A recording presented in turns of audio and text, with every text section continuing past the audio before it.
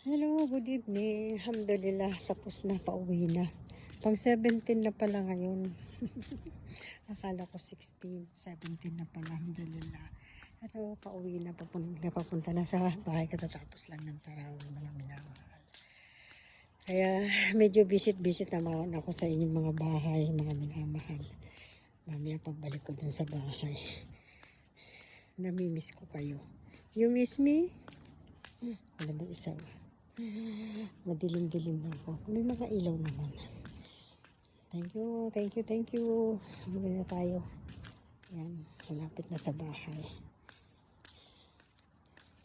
Pa 17 na pala, mali ako kanina. Kala ko 16. Bilis ano? Parang kailan lang matatapos na rin yung Ramadan.